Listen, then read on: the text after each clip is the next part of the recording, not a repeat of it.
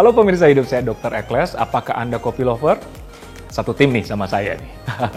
Memang kopi ini sudah menjadi lifestyle bagi masyarakat dunia, termasuk masyarakat Indonesia.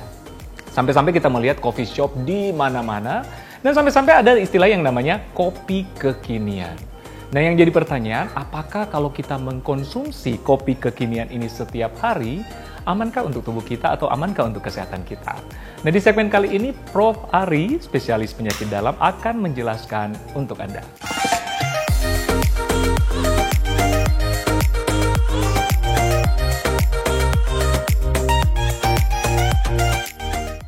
Pemirsa, kita tahu bahwa sebenarnya di dalam kopi itu mengandung kafein.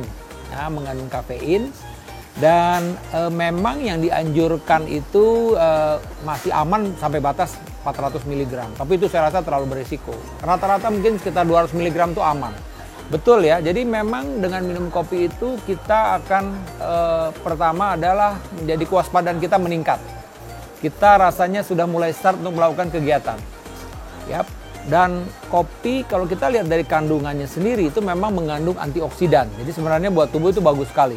Kerja daripada kafein tersebut, dia memang membuat jantung kita akan meningkat, denyut jantung, dan tekanan darah juga meningkat.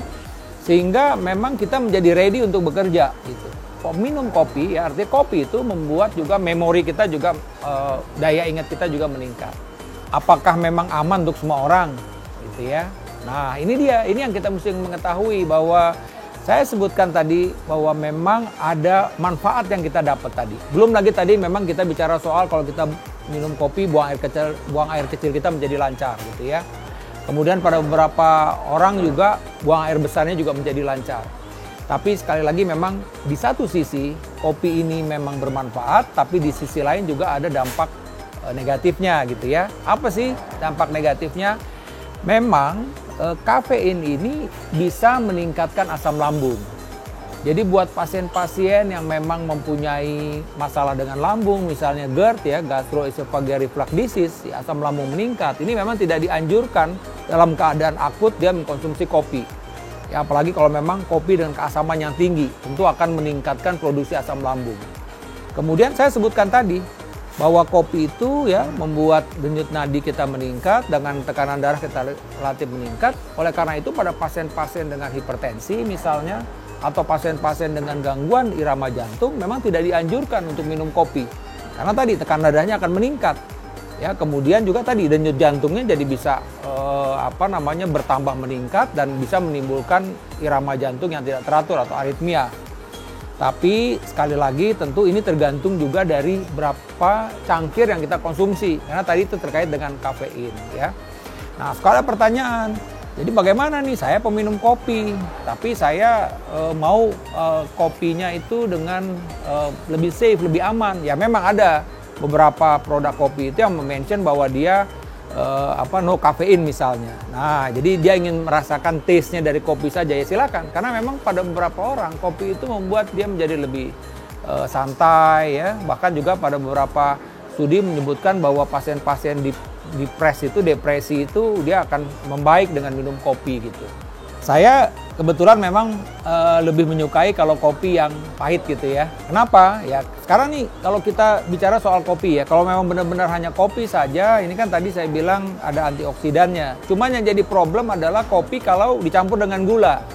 Misalnya dengan gula berlebih-lebihan. Kita tahu misalnya gula pasir itu ya itu adalah mengandung karbohidrat, simplex, dan itu bisa menaikkan gula darah. Jadi kalau kita saja misalnya mengkonsumsi, misalnya sampai 3 cangkir, 4 cangkir, selalu dengan tambahan gula, ini udah jadi problem. Berarti asupan gula kita tuh menjadi meningkat di hari itu gitu loh. Di sini ada selain kopi ini suka dicampur dengan rempah-rempah atau apa ya Mbak? Iya. Kebetulan kita untuk kopinya kita ada herbal kopi Pak. Oke. Jadi kita pakai beras kencur dipadukan dengan kopi ijen. Oke. Bapak mau coba? Ya boleh. Ya. Itu sebentar ya Pak. Ya. Jadi ya itu tadi tuh saya kadang-kadang ya di dalam ya kalau kebetulan lagi mesen gitu saya juga tanya, karena beberapa memang kedai kopi menyediakan ya campuran kopi dengan tambahan lagi herbal tadi itu, ada yang dengan jahe ya, kemudian dengan kunyit ya, kemudian dengan beras kencur misalnya ya. Nah ini misalnya contohnya. Oke. Kan? Ya. Nah, ini contohnya kebetulan yang dengan beras kencur ya. Kayak coba sebentar ya. Ya. Nah, ini terus terang buat kita ya. Kita kan sebagian dari masyarakat kita nih seneng jamu ya. Wah, nikmat sekali nih kalau jamu dicampur dengan kopi ini gitu ya. Sekarang ini kan kita tahu nih bahwa kopi ini sedang menjamur nih, kopi kekinian. Yang masyarakat harus mengetahui ketika memesan kopi kekinian, kita harus menghitung berapa kandungan gula pada kopi tersebut ya. Nah, tadi nih dan kita bisa hitung nih, oke, ada yang memang mention bahwa ini kayak seperti misalnya minuman-minuman energy drink gitu, dia selalu mention bahwa dia mengandung gula misalnya ada sekitar 100 kalori, 200 kalori. Nah, ini yang kita mesti pahamin. Ini di dalam kandungan si susu di kopi tersebut ya, itu berapa kandungan kalorinya. Saya ambil contoh aja. Kalau kita makan ya nasi goreng misalnya pagi itu kalorinya bisa sekitar 400-an gitu. Nah, kalau kita lagi tadi minum dari kopi nambah lagi 200 kalori, udah 700, udah sekitar 600 kalori. Jadi ini yang mesti diperhatikan oleh masyarakat. Ini belum bicara soal gulanya. Belum lagi bicara soal susunya. Susunya juga itu kan lemak. Lemak itu adalah salah satu sumber dari kalori juga, ya, nambah lagi kalorinya. Di satu sisi, susu lemak tersebut mengandung kolesterol, kita tahu.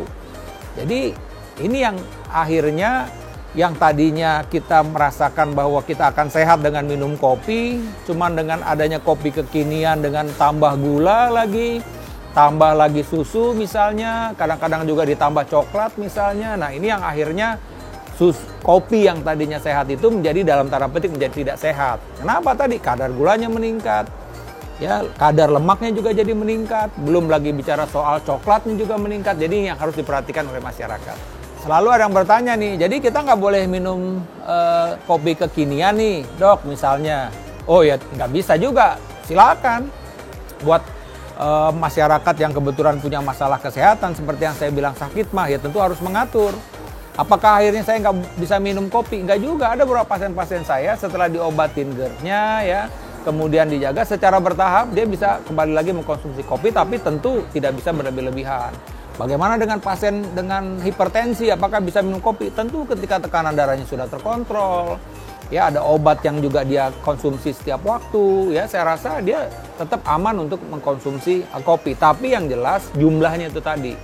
Karena kita tahu dengan semakin banyak konsumsi kopi yang kita konsumsi, akan banyak jumlah kafein yang masuk ke dalam tubuh kita, tentu nanti akan membawa dampak yang menjadi tidak sehat untuk tubuh kita.